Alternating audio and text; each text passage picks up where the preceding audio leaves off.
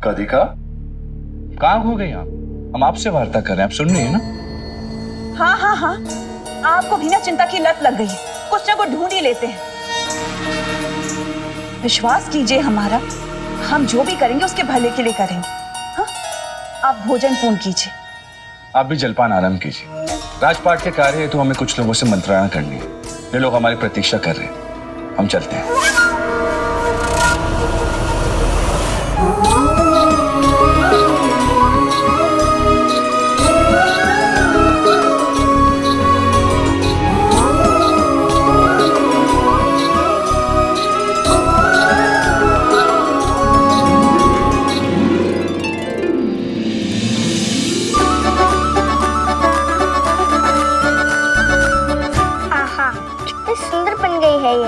ये माला देखकर छोटी काकी को बड़ा हर्ष होगा। और आप तो अपनी मुस्कुराहट अभी से छुपा नहीं पा रहे हैं नारायण। पहली बार हमारे हाथों से बना हार पहनेंगे आप।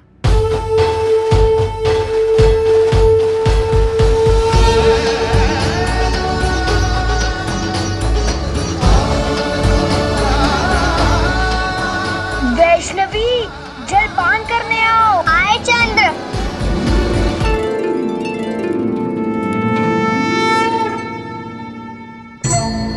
जलपान आरंभ करो।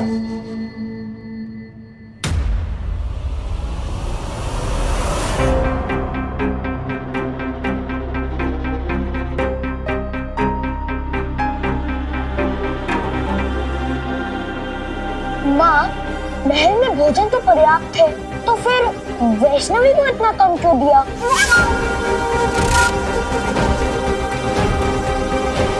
पुत्र, बालक और बालिका में यही तो अंतर होता है।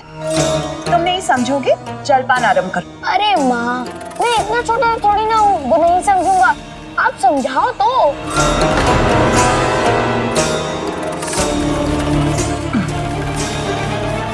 चंद्र, पुत्र, बालकों को आगे चलकर बहुत सारे कार्य करने होते हैं और तुम तो एक राजकुमार हो, तुम्हारे दायित्व और भी अधिक है। और वैसे भी बालिकाओं को इतने सारे कार्य कहाँ करने होते हैं। अब इनको तो सारी सुविधाएं उपलब्ध होती हैं। इनका संसार तो महल में ही सीमित होता है। गुड्डे गुड्डियों से खेलना, अधिक से अधिक यही तो करती है ये। अब इसके लिए इतनी ऊर्जा कहाँ लगेगी? किंतु माँ, वैष्णवी वैसी कहाँ है? ये भी तो उछल कूद और शस्त्र प्रशिक्षण करती हैं। चंद्र, पुत्र, आज तुम्हारा मुख भोजन से अधिक नहीं चल रहा। स्वास्थ्य तो ठीक है ना?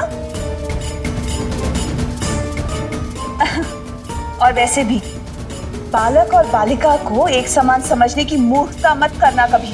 समानता समानता कर कर के ही तो बालिकाएं बिगड़ जाती हैं। शुरू करो। चंद्र, उचित तो कह रही है छोटी काकी, हमें जलपान की क्या आवश्यकता है? हमारा तो उधर ही बोलने लग जाता है। और ये दूध तुम्हें देखकर लगता है कि तुम्हें इसकी अधिक आवश्यकता है। लो, तुम ही पियो। अरे क्या कर रही हो?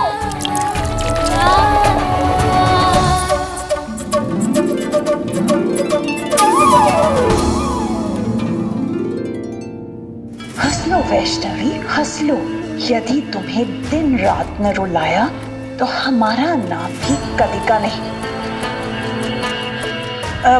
वैष्णवी, नारायण के लिए माला तैयार कर ली? जी छोटी काकी, आपकी आरती की थाली के समीप ही रखी है।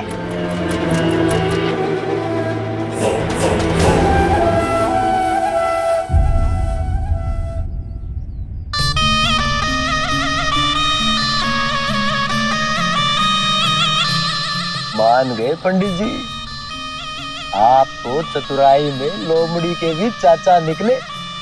एक ही चोट में आपने इन मंदबुद्धियों के बातें से त्रिकुटा का भूत उतार दिया।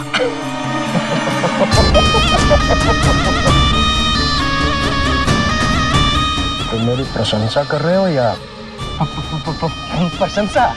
प्रशंसा पंडित जटाशंकर, इन गांव वालों के लिए मैं ही आरंभ हूं, मैं ही अंत, मैं ही जीवन हूं और मैं ही मृत्यु। अब देखना। आगे आगे क्या क्या होता है? पंडित जी, मेरे घर में इतना ही धान था, पूजा के लिए लाया।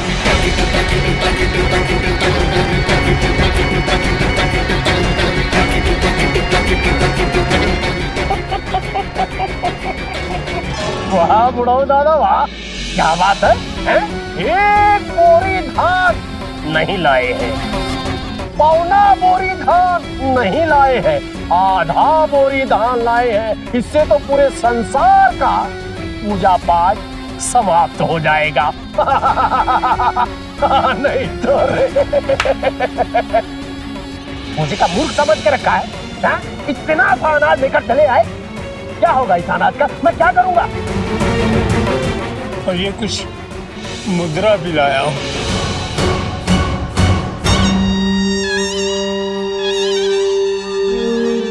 ठीक है, वो पूजा स्थल पर रख दो, जाओ।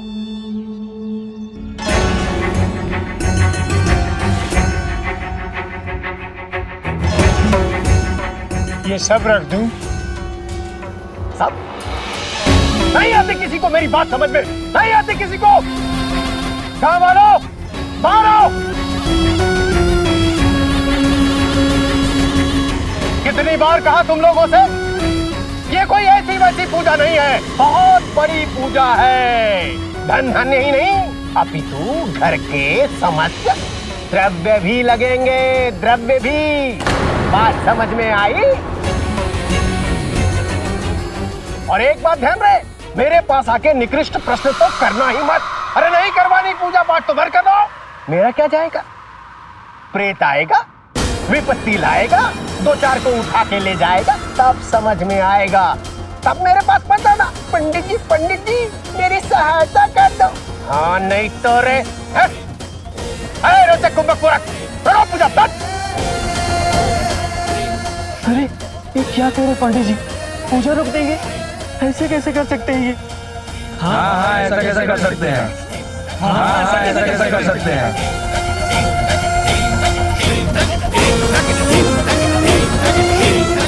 इस लोक के लोकनाथ से की थी दृष्टता, अब तुम्हें इस संकट से वो बालिका तो क्या स्वयं नारायण भी नहीं बचा सकते।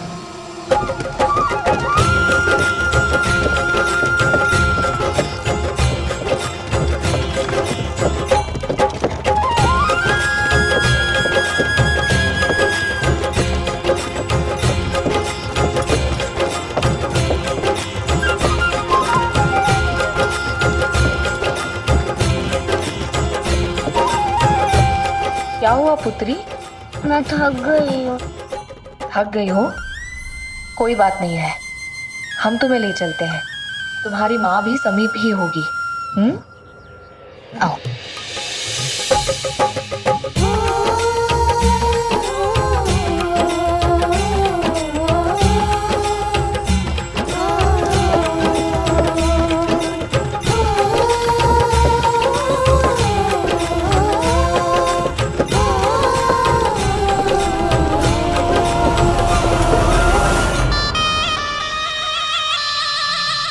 मान गए पंडित जी आपके मस्तिष्क को। इनका सारा दल हथियाने के लिए जो आपने योजना बनाई है वो धाकड़ है, किंतु ये मान जाए निरक्षरता एवं अंधविश्वास का वास जहां पर होता है वहां पे लोग स्वयं ही लूट जाते हैं। अरे इन मंद बुद्धियों को तो मैं कई वर्षों से लूट रहा हूँ। हाँ नहीं तो रे। नहीं, ऐसा अनिष्ट मत कीजिए पंडित जी, हमें उस प्रेत से मुक्ति चाहिए। आप जैसा कहेंगे हम सब वैसा ही करेंगे। हाँ पंडित जी, आप जैसा कहेंगे हम वैसा ही करेंगे। हाँ, हमारे परिवार के लिए हम सब कुछ करेंगे। गांव की सुरक्षा के लिए हम सब कुछ करेंगे पंडित जी। गांव की सुरक्षा के लिए हम सब करेंगे।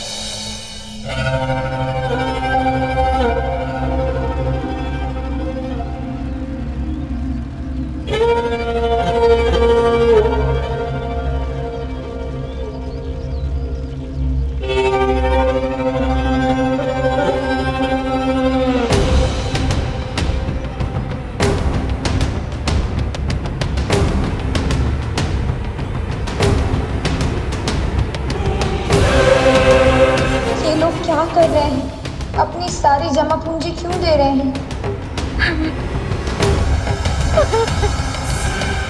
और माँ भी इन घोंघा वसंत के चक्कर में कैसे फंस गई? ये पुनः नहीं आरंभ होना चाहिए।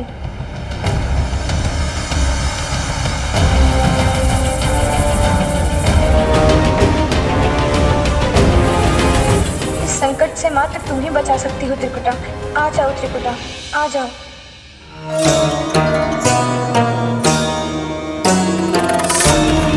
पुत्री वैष्णवी, लगा लो जितना भी चाहे जतन, किंतु अब लग के रहेगा तुम पे कदिका नाम का ये ग्रहण।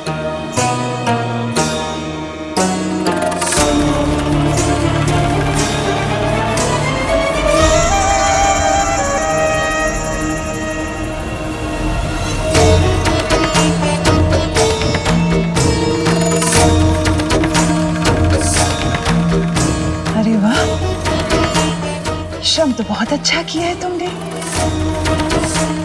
किंतु तुम्हारी इस माला के भाग्य में नारायण की सेवा नहीं, कूड़े का ढेर है।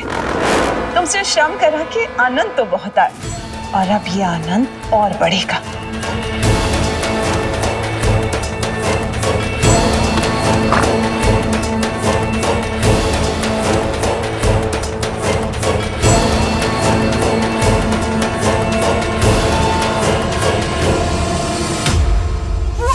हो गया।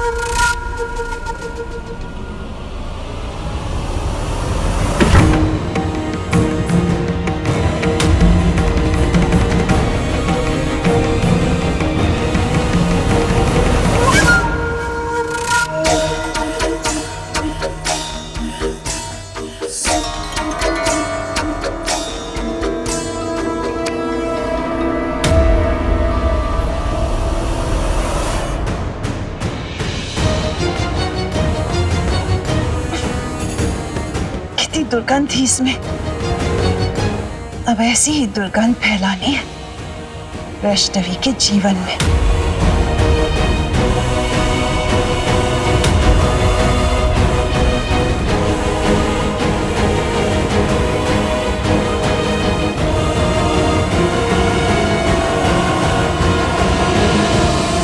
अरे रे, पुत्री वैष्णवी, ये क्या किया तुमने? ये सड़ी हुई फूलों की माला, क्या ये चढ़ाओ नारायण को? कितना अपमान होगा ना। क्षमा कीजिए नारायण। पुत्री वैष्णवी, ये छोटी काकी आए।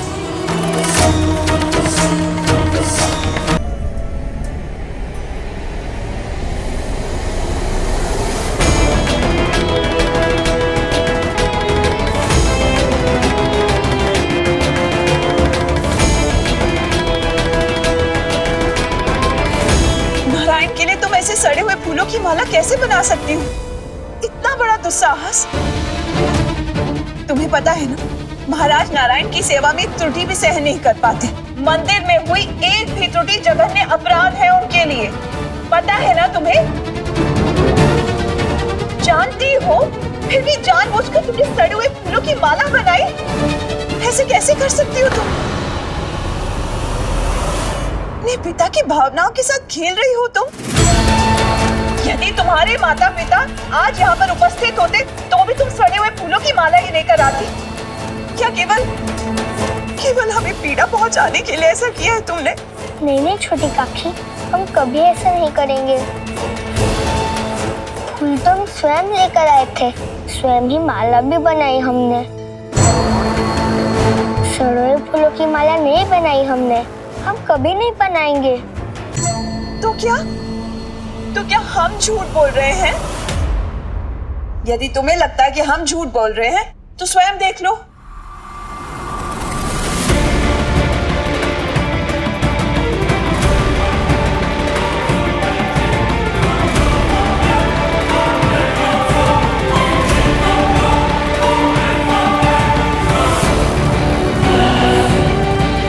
यदि फूल तुम खुद चुनकर लाई, माला तुमने स्वयं बनाई है, तो इन सड़े हुए फूलों की माला को स्वयं ही अर्पण कर दो नारायण को।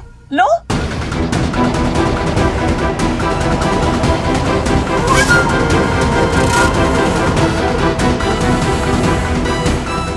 वैष्णवी।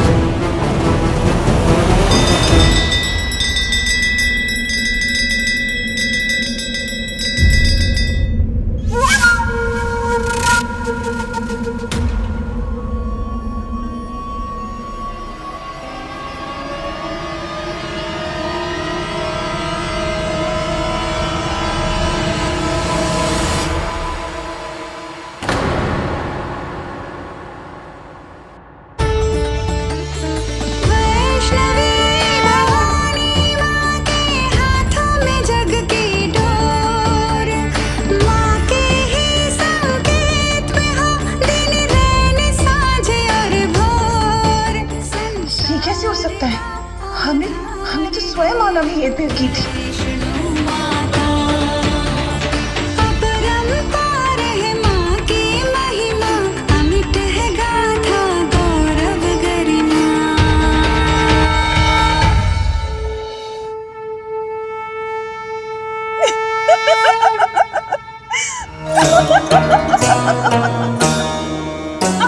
क्या हुआ काकी? यदि तुम अपनी काकी के साथ परिहास कर सकती हो तो आज तुम्हारी छोटी काकी ने तुम्हारे साथ परिहास कर दिया। हमने सोचा कि तुमने स्वयं प्रेम से नारायण के लिए माला बनाई है तो तुम स्वयं ही उन्हें अर्पण करो। हाँ, लो।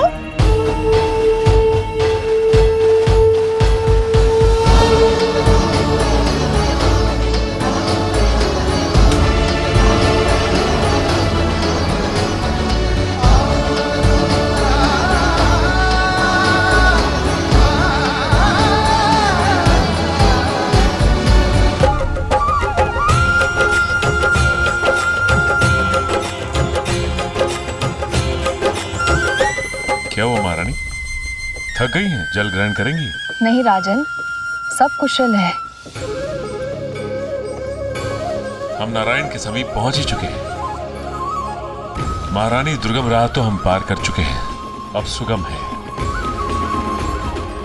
कल दोपहर तक हम नारायण के समीप होंगे। वो देख रही हैं आप,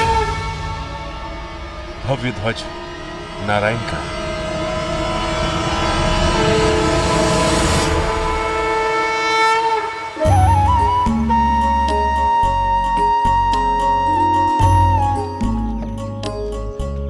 हम दोपहर तक पहुंचेंगे। हाँ महारानी, परंतु आप विश्राम करना चाहती हैं तो हम विलंब कर सकते हैं, यही शिविर लगा लेंगे। नहीं राजन, विश्राम क्यों करेंगे? मंदिर तो समीप है।